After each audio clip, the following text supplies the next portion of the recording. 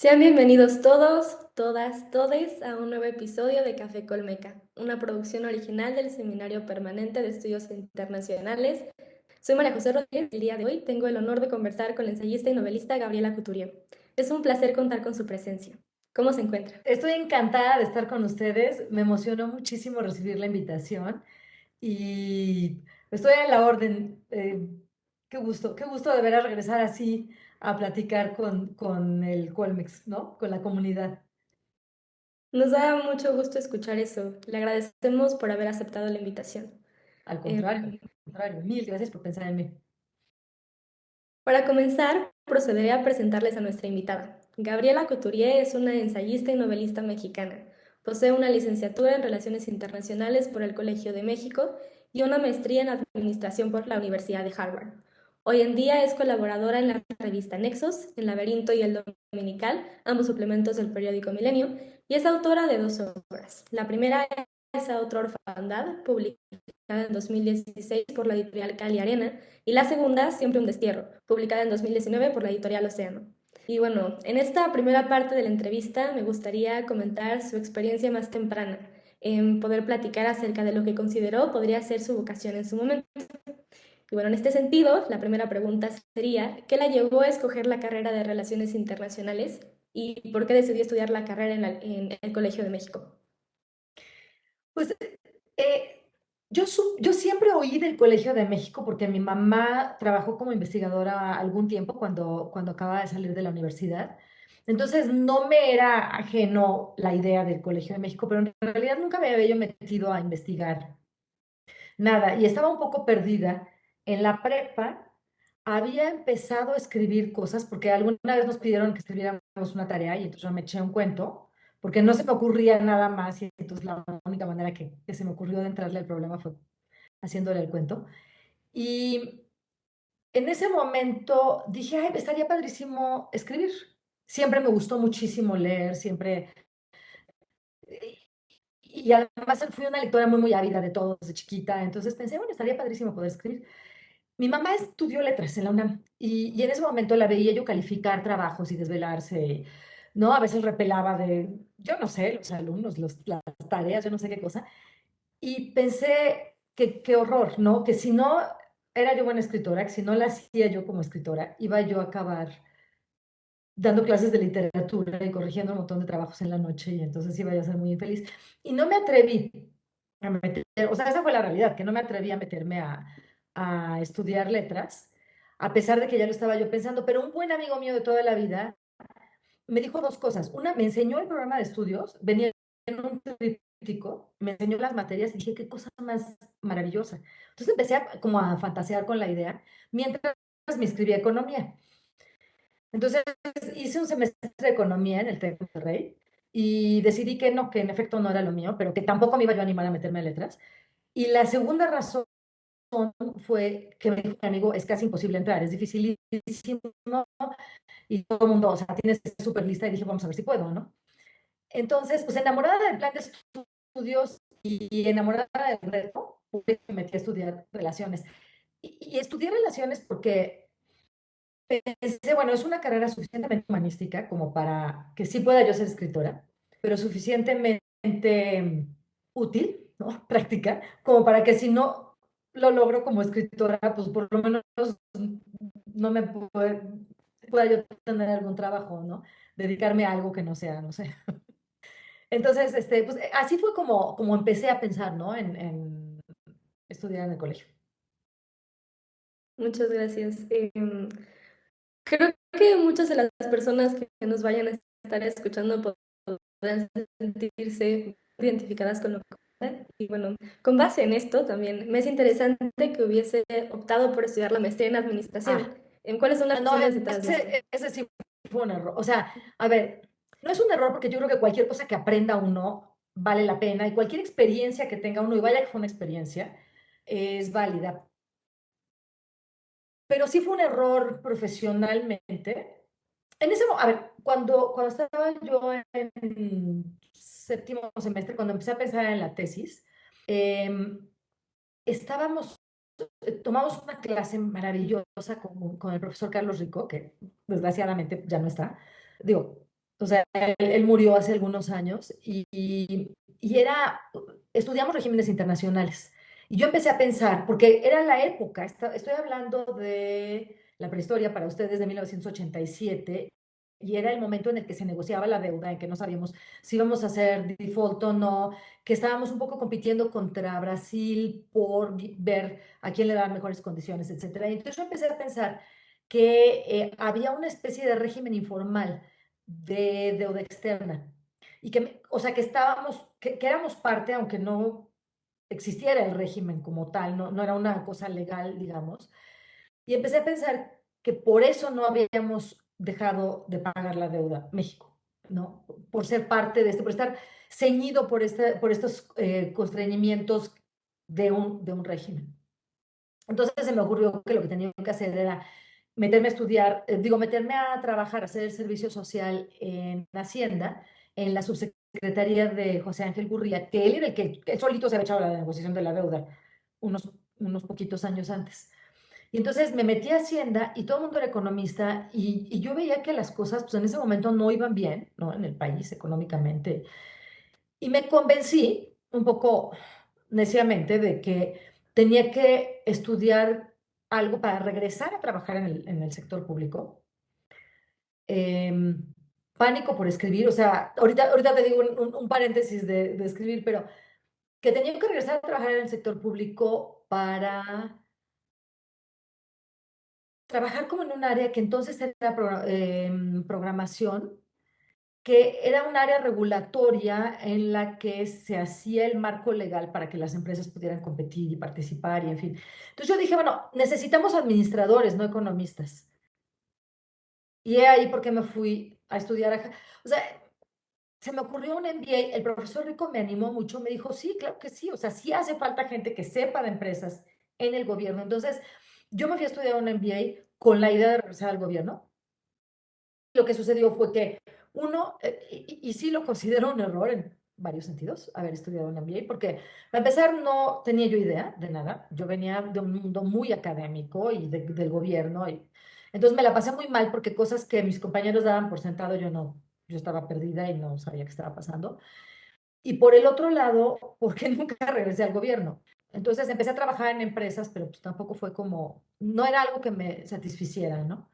Y en medio yo tenía la idea de que un escritor es alguien que se desvela muchísimo con una pluma fuente en la mano y una hoja blanca enfrente, y que pues en algún momento le llega la inspiración, ¿no? Y entonces escribe una obra maestra de un jalón. Y con esa, ¿no? Noción, pues nunca escribí nada y entonces estaba muy frustrada. Y entonces fui dejando la idea, a ver, después de muchísimas noches así de decir, son las 3 de la mañana y no me llega la inspiración, no sé de qué hablar, fui dejando un poco de lado la idea de escribir y bueno, además había que, pues en fin, ¿no? O sea, comprarse un coche y hacer cosas y, digo, eventualmente pagar el préstamo que tomé para la maestría y en fin, entonces pues trabajé varios años en consultoría y en algunas empresas e hice un par de empresas yo mías. Ya. Definitivamente es muy curioso cómo tal vez en un principio tenemos una imagen de cómo será nuestra vida y con base en nuevas lecciones y nuevas experiencias, pues esto va cambiando bastante, ¿no? Por lo que escucho y pues por lo que conozco de usted. Em, Ahora, en vista de que usted se encontró varios años en en las aulas del colegio, me gustaría hacer referencia también a esta época que nos marca tanto, que es la universidad, ¿no?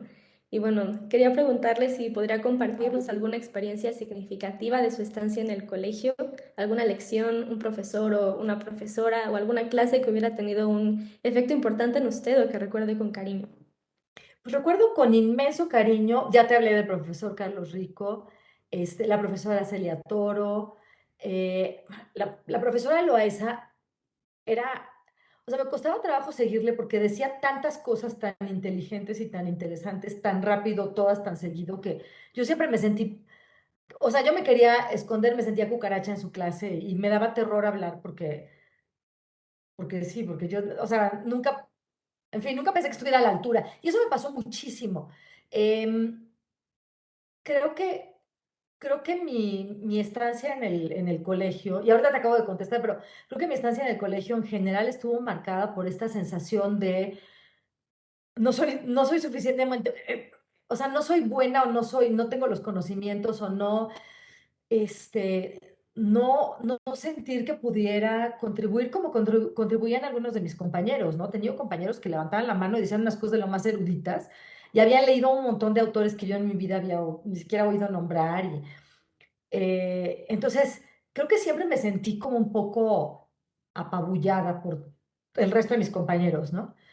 Pero clases otra vez, me acuerdo que nos dio una de las primeras clases que tuve en el colegio fue Ulises Beltrán, el que se encarga ahora de, que tiene una empresa de estudios de opinión, y nos daba historia de México, y era una gran clase, era un gran maestro él, porque se involucraba y nos contaba chismes y no sé qué. Nos dio clase el profesor Víctor Urquidi, y era también como estar hablando con un monumento, ¿no? Y me atreví a pedirle que me dirigiera la tesis y aceptó. Y cuando empecé a hablar de regímenes internacionales, me dijo, no tengo idea de qué me estás hablando, búscate a alguien del SEI que te, ¿no? O sea, yo encantado, pues te asesoro lo que pueda y me daba un montón de documentos y estaba yo en su oficina y buscaba en los archivos, era maravilloso.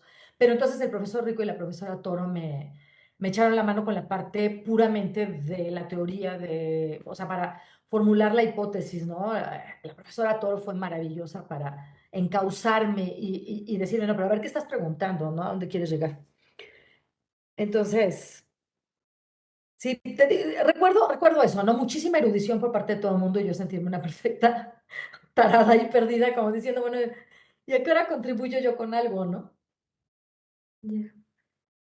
Pues Pero ¿sabes esto, qué? Te iba yo a decir una cosa que pensé cuando me estabas haciendo la pregunta. Una de las cosas que creo que sí lo marcan a uno que aprovechenla ahorita es un momento en el que estás rodeado de gente muy lista, con intereses comunes más o menos, pero en que todo el mundo es muy listo. Eso después se extraña. O sea, lo da uno por sentado, ¿no? Dices, uy, no puedes hablar de lo que sea con todo el mundo y todo el mundo te apantalla y todo el mundo ha leído muchísimo y tal. Y cuando sales dices, no, el mundo no es así, para mal. ya. Definitivamente sí, la experiencia del colegio, el ambiente del colegio sí ayuda bastante a estimular muchas de las ideas y a desarrollar a lo mejor algunas de las ideas personales que cada uno tiene. Esa retroalimentación es bastante gratificante. Y bueno, su Sí, respuesta me da la oportunidad perfecta para pasar a la siguiente parte de la entrevista y es hablar un poco más acerca de su trayectoria, ¿no? Al considerar pues su preparación y haciendo alusión a las primeras respuestas, es inevitable preguntarle entonces cómo es que siendo internacionalista decide dedicarse a la escritura, cómo es que decide hacer este salto de fe, puesto que por lo que me comenta es un proceso difícil, me imagino. sí. Y sí fue un salto de fe. Creo que es la manera perfecta de definirlo. Em, Después de trabajar, ¿no? Después de regresar de Estados Unidos, donde trabajé en consultoría, acá trabajé en una empresa, me puse a hacer un poco de freelancing y llegó un momento en el que, bueno, conocía yo a un griego y entonces renuncié a mi trabajo y él coincidió que vino y finalmente acabé viviendo en la isla de Chipre. Y él me dijo cuando nos casamos, estaba yo apuradísima con los papeles, o sea, para tramitar la nacionalidad y eso, para pedir trabajo, porque primero me había yo llevado, compré un contenedor de artesanías mexicanas y dije, ahora, ¿no? Empresa, y entonces abrí una empresa ya. No me funciona muy bien, pero tenía la casa decorada con muchas cosas mexicanas. Este, y entonces, cuando estaba yo tratando de, ¿no? De conseguir los papeles y todo para ponerme a trabajar, me acuerdo que entró él un día a mi oficina, allá en nuestra casa, y me dijo, te vas a boicotear otra vez. Llevas, desde que te conozco, diciendo, pero yo quería escribir, pero no estoy escribiendo, pero no sé qué. Entonces, si quieres escribir, pues ponte a escribir. Ahorita yo te beco, ¿no? Yo pago la renta. Y me lanzó el guante y yo lo agarré y dije, tiene toda la razón del mundo. Y entonces, yo nunca, a ver, yo no sabía qué era escribir y no sabía qué estaba haciendo. Y digo, nunca había tomado ni siquiera un taller ni nada. Entonces, en ese momento dije, pues cuento, ¿no? O sea, yo había leído muchísimo cuento, me leía a todo Borges, a Fuentes, a Vargas Llosa, a Bioy Casares, en fin. Y entonces dije, pues cuento, es lo único que, a ver, no soy capaz de hacer algo más, ni podría pensar en una novela ni nada. Y entonces escribí un cuento que me salió, ese sí, no, o sea, como que con la cosa esta de sentir que mi marido me estaba respirando acá atrás diciendo, bueno, ¿y vas a escribir o no vas a escribir? ¿No vas a seguir hablando de eso? Y, y entonces escribí un cuento que me salió a la primera y bien, y dije, sí se puede, a él lo transcribí en inglés, a él le gustó mucho y me dijo, oye, pues creo que sí, tienes talento, sí podrías, y no sé qué. Entonces, con eso me puse a escribir, yo tenía una lista de cuentos, o sea, una lista de ideas para cuentos desde el Colmex, que la venía yo, la ve, o sea, es una colección de cuentos que ya están todos escritos y ya funcionan y funcionan todos juntos,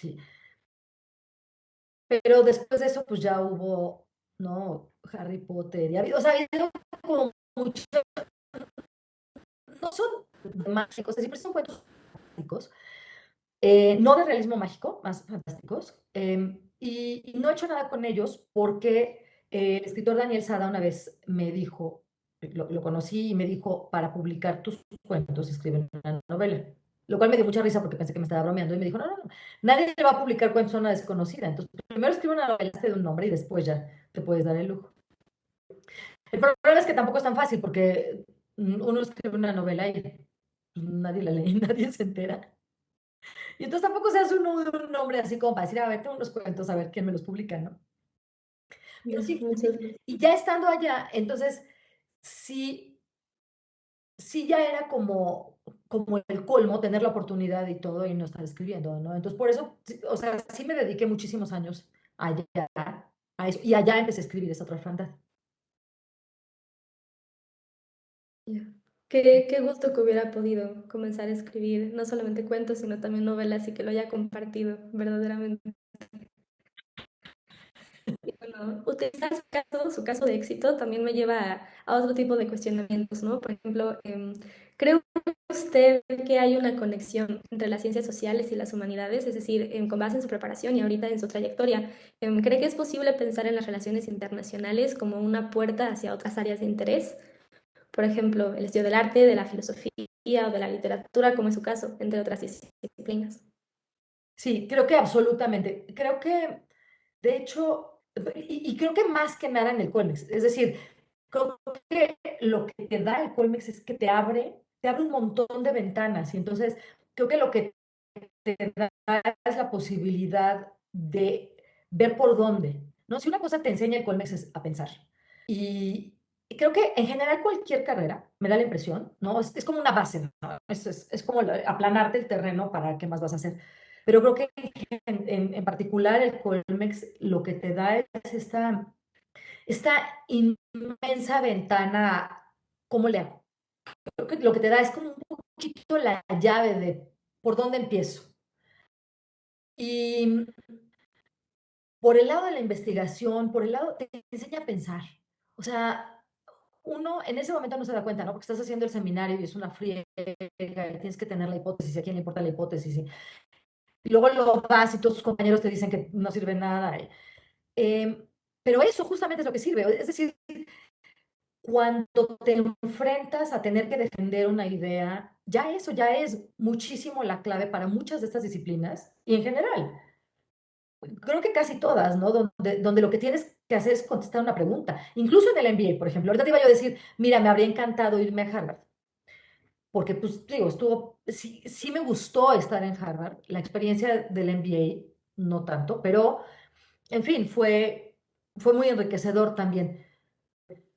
Pero creo que podría haber entrado a la Escuela de Artes y Ciencias sin ningún problema, con la preparación del colegio. Creo que no habría desmerecido en absoluto. Creo que, al contrario, creo que sí llevamos una gran ventaja por todo lo que nos hacen leer, por todo lo que discutimos, ¿no? Por esto que te hablaba de la increíble erudición de los compañeros y todo lo que vamos absorbiendo durante ese tiempo, ¿no? Incluso, no sé si ahorita todavía, pero cuando yo estaba, teníamos que cumplir horas de biblioteca, entonces estabas ahí, pues, sí hacías tus seminarios y todo, pero pues, te tenías que pasar, ¿no? Todo el día en la biblioteca y entonces, pues bueno, Sí, absolutamente. Creo que la preparación, la base que te da el colegio es fundamental para lo que quieras.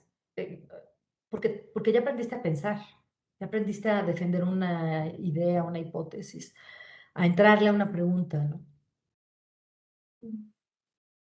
Puedo ver lo que menciona, puedo ver esas conexiones y sobre todo también creo que es fácil identificar, al menos en lo personal yo lo he hecho, como en la carrera de Relaciones Internacionales en particular existe esta multiplicidad de intereses, ¿no? Y todos se van complementando en ese sentido. Sí. Y bueno, esto también me lleva a la siguiente pregunta y es que usted ha compartido con anterioridad los viajes que ha hecho a otros lugares del mundo, entre ellos Chipre e Irán.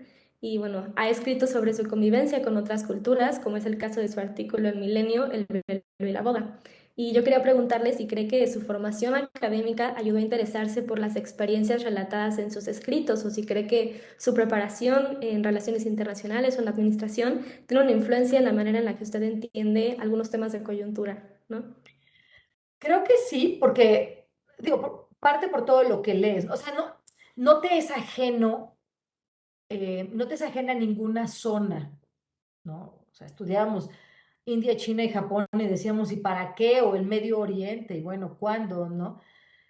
Em, por cierto, el embajador Lozoya, por ejemplo, que nos hablaba de protocolo, ¿no? Y uno decía, bueno, pues a menos que sea yo embajador, ¿a qué hora me va a importar esto? Creo que sí, creo que lo que te da es una curiosidad. Em, Más que recordara yo, ¿no? Cosas de la revolución, sí, pues sí, tal vez sí recordaba cosas de la revolución de Irán y cosas así, ¿no?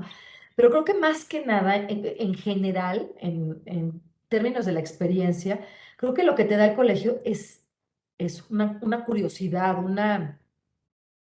una capacidad de interesarte por otras cosas, ¿no? Por las cosas desconocidas.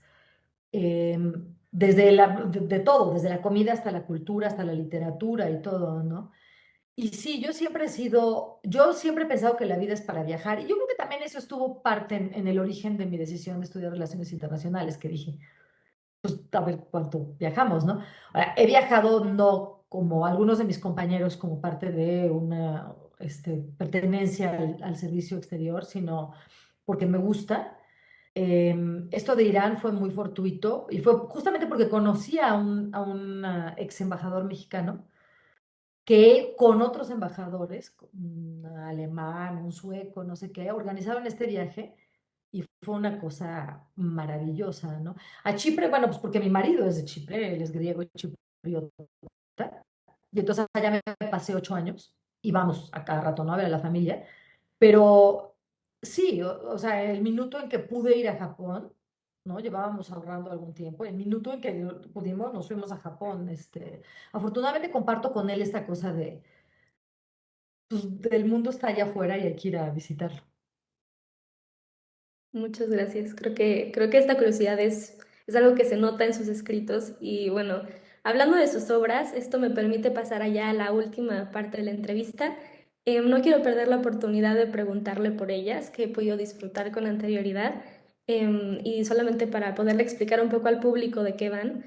En esa otra orfandad, usted brinda una profunda reflexión acerca de la concepción que se tiene sobre la maternidad, las dolorosas implicaciones de la infertilidad y los conflictos que surgen a partir del encuentro entre los roles que se le imponen a las mujeres y sus propias aspiraciones que muchas veces los desafían. Y yo quería preguntarle si es la novela una crítica basada en sus propias vivencias como mujer en la sociedad actual o cómo es que surge esta idea. Sí, mucho. Vargas Llosa es interesante. Vargas Llosa dice que la primera novela que escribe uno es todo mundo. Yo no sé si yo soy todo mundo ahí, pero sí tiene mucho. A ver, mira, es interesante. Me pasé todo el proceso de escritura de la novela, que fueron muchísimos años, tratando de alejármela, tratando de salirme de no ser yo, de construir personajes y no descansar en, pues esto lo conozco, ¿no? Y entonces mi personaje me busqué a alguien que fuera completamente distinto en términos de intereses y cosas así, ¿no? Hice una chava que trabaja en un banco en finanzas, que sería para mí casi, casi lo peor que me podría pasar, ¿no? Pero creo que es inevitable y creo que además en la primera novela es más inevitable que uno se involucre porque no tienes más que lo que tienes para hablar de sentimientos, de emociones, de dolores, de pérdidas, en fin. Y mira, te puedo contar, estaba yo en el 2003 sentada en Nicosia, así de esas veces como literalmente, viendo llover una tarde muy nostálgica de otoño. Y de repente me cayó como una manzana la idea de la novela. Me paré y como en un trance escribí lo que después le decía a mi marido que era el párrafo, que era como el principio, mitad, nudo, desenlace, ¿no? Esa estructura la mantuve siempre, siempre quise que terminara como termina, siempre quise que el conflicto fuera así, pero a lo largo de la escritura fui aprendiendo muchísimo sobre escribir y sobre lo que quería decir.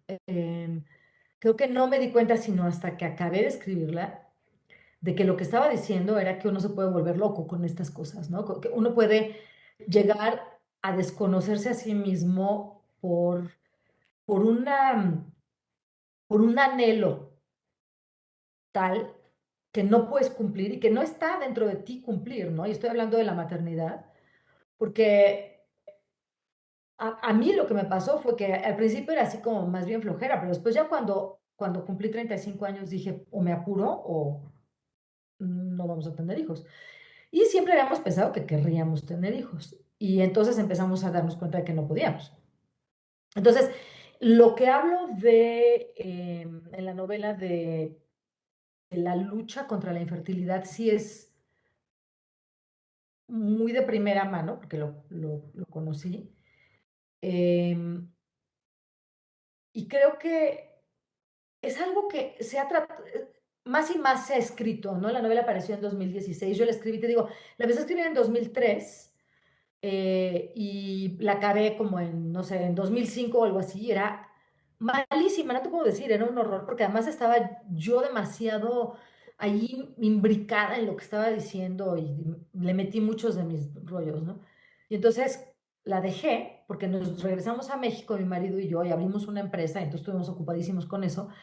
Como 4 años después la retomé y entonces la leí, dije, esto es un horror, la reescribí casi completa y eso lo hice más de una vez, o sea, la tuve que volver a escribir porque había personajes que no funcionaban, había situaciones que no eran creíbles, en fin, entonces fui aprendiendo a escribir sobre la marcha conforme la iba escribiendo y después ya en Cali Arena se pasó 3 años, me la aceptaron en el 13 y salió hasta el 16, pero tuve la suerte de que me editara una gran editora que me hizo cambiarle cosas que no iban a funcionar, ¿no? Entonces, sí, larga respuesta, pero parte sí fue em, mi experiencia, mucho interno, pero una lucha que mantuve a lo largo de toda la escritura de la novela para alejármelo y hacer un personaje, ¿no? Para no hacer una autoficción que a mí no me gusta. Y lo que te decía es, más y más se ha escrito sobre esto, ¿no? Sobre el tema de la maternidad, de la fertilidad y tal. Creo que se tiende a tratar desde un punto de vista como más de la psicología o de la cuestión social, ¿no? Un poco más de la sociología o desde la autoayuda o en fin, que desde puramente la literatura. Y eso es lo que yo quise hacer. O sea, yo quise hacer un personaje, no quería probarle nada a nadie, pues, ¿no? Quise hacer pues una novela, una historia. Muchas gracias. En lo personal, esta novela me ha conmovido mucho. Puedo decir que los últimos capítulos son brutales y definitivamente su voz literaria se inserta en un contexto bastante complejo actualmente, ¿no? Y definitivamente ese es un libro, me parece necesario en ese sentido y Ay, gracias. estoy segura de que las personas que nos vayan a estar escuchando van a querer aproximarse a él. Y Ay, mil bueno, gracias. en cuanto a su segunda novela, también para poder explicar un poco acerca de qué trata, en Siempre un destierro, Gabriela Couturier recopiló las cartas intercambiadas por los miembros de su familia, a partir de las cuales recreó la historia de su migración, desde la Alta Saboya hasta Veracruz.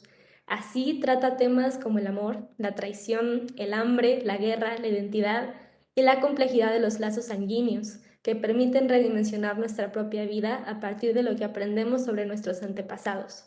Con base en esto, me gustaría preguntarle si mientras escribía su segundo libro y pensando en este el día de hoy, hay algo que haya descubierto sobre sí mismo en el proceso o algo que le haya hecho repensar sus circunstancias. Sí, sí, desde luego. Mira, es curioso porque cuando después de que ya se publicó Orfandad y todo, yo ya había empezado a trabajar destierro, te digo que se tardó mucho en salir Orfandad. Y entonces yo había empezado a, a ver las cartas, o sea, la manera como empieza la novela es real. Estaba yo conociendo la zona de mis antepasados y mi primo me sacó esta carta, yo dije, aquí hay una novela, ¿no? Entonces, sí, sí me cambió, o sea, creo que sí te cambia, creo que escribir un libro, el que sea, necesariamente te cambia, creo que sí es un viaje. Te decía yo que Orfandad traté todo el tiempo de alejarme de los personajes, ¿no? Y cuando empecé a escribir Destierro, pensé, esto es como ir al trabajo, está fabuloso. Digo, ay, no me acuerdo cuál es el escritor que dice que ser escritor es como tener tarea para el resto de tu vida. Y sí, en efecto. O sea, se siente así como, me tengo que sentar y no, o sea, estoy aquí en mi escritorio sola, nadie me dice qué hacer y entonces pues tengo que alguien aparezca de la nada. Y entonces pensé, bueno, pues esto va a ser maravilloso. O sea, voy a ir, me voy a sentar, voy a escribir sobre estos antepasados míos que se van a convertir en personajes y entonces va a ser mucho más fácil. No me voy a tener, con Orfandad, mucho sentí que le estaba dando una transfusión a la novela. O sea, que si yo no le daba de veras literalmente sangre, carne y todo lo demás, esto no iba a funcionar. Y pensé, bueno, ahora ya no va a ser una transfusión, va a ser un trabajo, ¿no? No, no, porque entonces, o sea, eso hice, ¿no? Y la primera versión de algunos de mis. Tal vez cometí el error de trabajar, tengo tres voces narrativas, cuatro en realidad. Una es una especie de juego en el que yo me meto con mi primo y entonces hablamos de las cartas y no sé qué, porque se me hacía bonita la manera como empezó la idea de la novela. Y el otro es, bueno, tengo tres, ¿no? Una que es puramente epistolar, que es justamente la tía bisabuela mía, que es a la que usé esta es una foto de ella, se llamaba Leontine Couturier, que fue la que escribía, la escribana, digamos, de la familia, ¿no? Era la que había ido más años a la escuela, tenía letra bonita, tenía buena ortografía. Entonces, ella era la que les contaba a los que estaban en México lo que estaba pasando cuando ella estaba en Francia y al revés. Y por supuesto sus cartas no me alcanzaron, entonces yo acabé escribiendo varias de las, no, o sea, de lo que estaba sucediendo, pero pues como si fueran cartas suyas. La otra voz es una voz que fue la primera que salió, que me sorprendió muchísimo, que es esta voz en un monólogo interior, que no habla nunca con nadie. Bueno, curiosamente en esta novela nadie habla con nadie, son como tres burbujas separadas. Y esta, pues, de repente un día empecé a escribir así como si me hubiera de veras poseído, fue una cosa muy extraña. A veces llegaba mi marido aquí a la oficina y estaba yo escribiendo entre llanto y me decía, ¿qué te pasa? Y yo, espera tantito, ¿no? Y estaba yo escribiendo la historia de ella, que es mi bisabuela, a quien, pues desde luego, por supuesto que no conocí, ¿no? Y ni mi mamá, ella se murió cuando mi mamá tenía un año, entonces tampoco puedo decir que la conociera, pero siempre sentí que había esta amargura, esta casi desesperanza en ella, ¿no? Y la última fue la voz que dije, bueno, pues las tiene que amalgamar a las otras dos, ¿no? Que era el personaje masculino.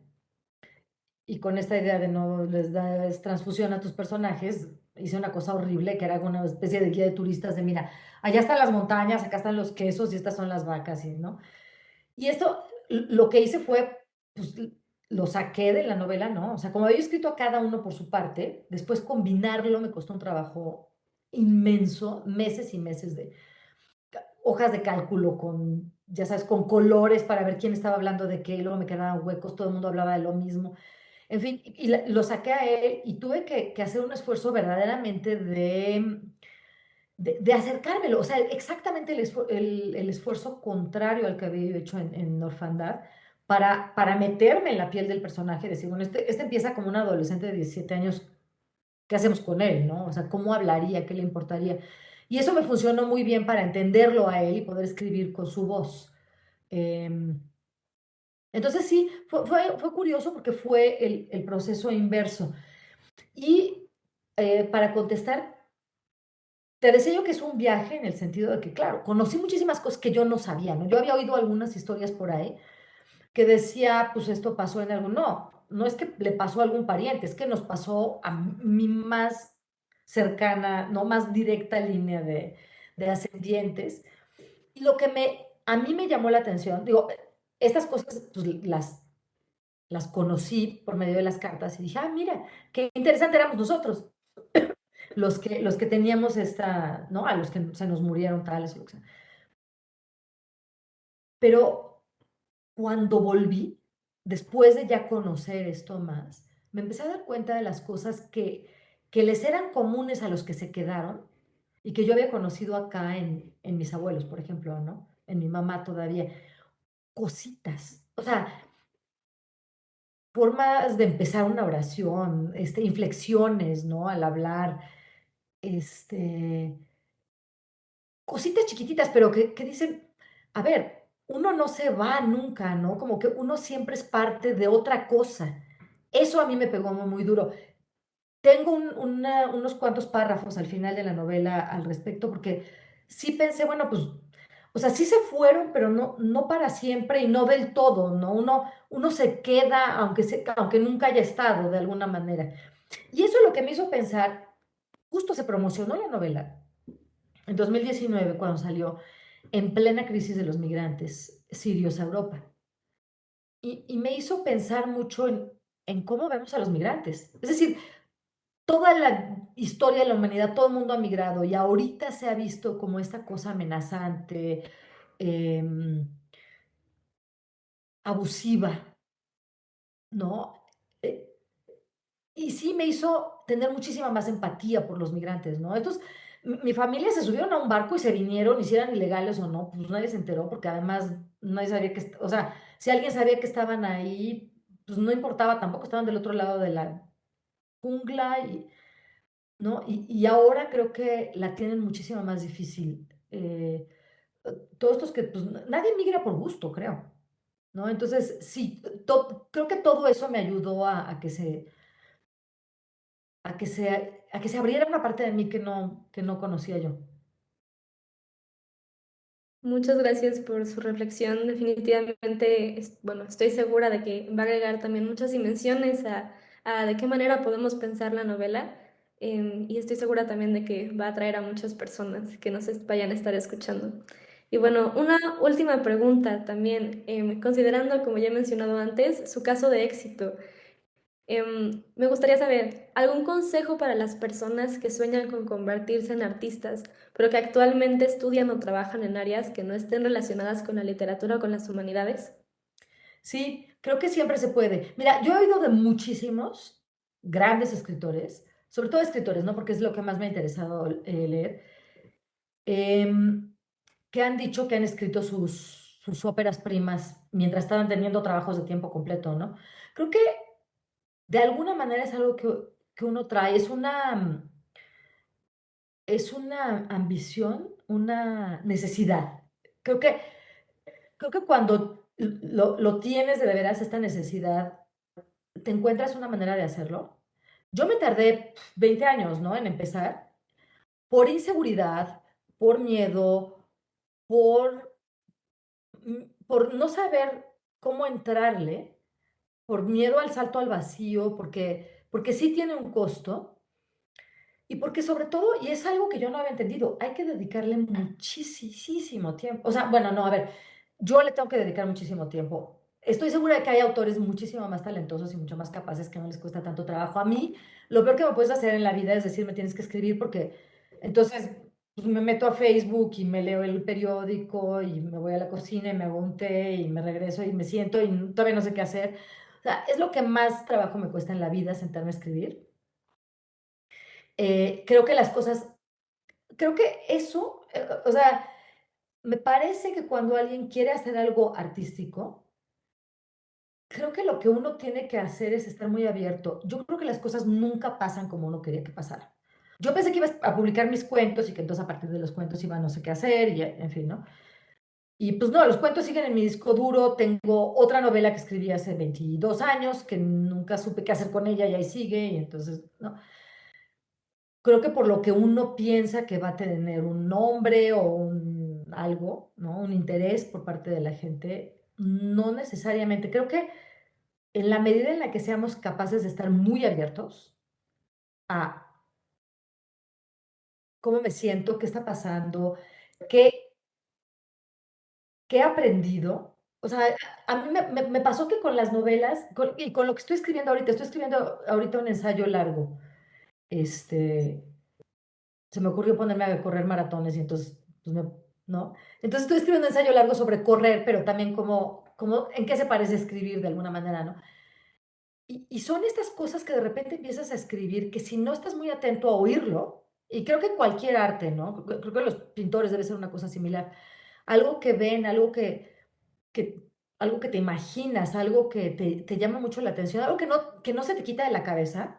Creo que esas son como las semillitas que tienes que ir sembrando para que de ahí pueda crecer algo. Y creo que sí, sí es posible. O sea, yo creo que es posible hacerlo, estés en lo que estés, trabajando en lo que sea. Ahorita digo, no sé si ya me estoy comiendo mucho tiempo, pero pensé en Andy Weir, el que escribió The Martian. Él es ingeniero de software, no sé qué cosa. Yo leí The Martian y me parece una obra de arte. O sea, yo me divertí muchísimo, me reía a carcajadas. Y la escribió, pues en su blog, ahí la ponía, ¿no? Entonces, creo que sí, si uno quiere hacer algo artístico, creo que a final de cuentas lo acabas haciendo, aunque sea lo que más trabajo te cueste en la vida. Y yo te digo, para mí lo que más trabajo me cuesta de todo es ponerme a escribir. Lo hago a pesar de mí misma, ¿no? Y creo que es porque quiero más escribir que el miedo que me da. Entonces lo dejo hasta el último momento posible, pero lo hago porque pues, soy necia. Y sí, hace falta una cierta necedad, creo, para entrarle a una cosa artística. Definitivamente, muchísimas gracias, en verdad. Maestra Couturier, de nuevo, le agradecemos enormemente por habernos acompañado en esta edición de Café Colmeca. Esta entrevista ha sido sumamente enriquecedora y estoy segura de que va a hacer reflexionar a quienes nos escuchen con respecto a sus propias pasiones y aspiraciones. ¿Algo más que quiera agregar, un último comentario o algún proyecto que le gustaría promocionar? No, pues eso, estoy ahorita trabajando en este ensayo largo, a ver qué pasa. No está fácil la situación para publicar en México en este momento. Em, y lo único que les diría es, el miedo, o sea, creo que el miedo es útil hasta cierto punto, pero creo que también paraliza mucho. Y yo me pasé desde que entré al colegio muy asustada con todo, con mis compañeros, con los maestros, con la biblioteca, con los seminarios y con todo. Y a final de cuentas uno hace las cosas, entonces yo no sé hasta qué punto el miedo eh, sirve o más bien estorba, y creo que es algo que vale la pena pensarlo, porque los que entramos al colegio somos muy exigentes con nosotros mismos y muy perfeccionistas y muy trabajadores y creo que vale la pena agradecer todo eso que sí somos y usarlo pues realmente para lo que queremos hacer. Creo que vale la pena, a final de cuentas, entrarle a lo que queremos, nos vaya o no bien, porque, porque eso es, creo que lo que finalmente nos va a dar la satisfacción de vivir la vida que estamos queriendo vivir.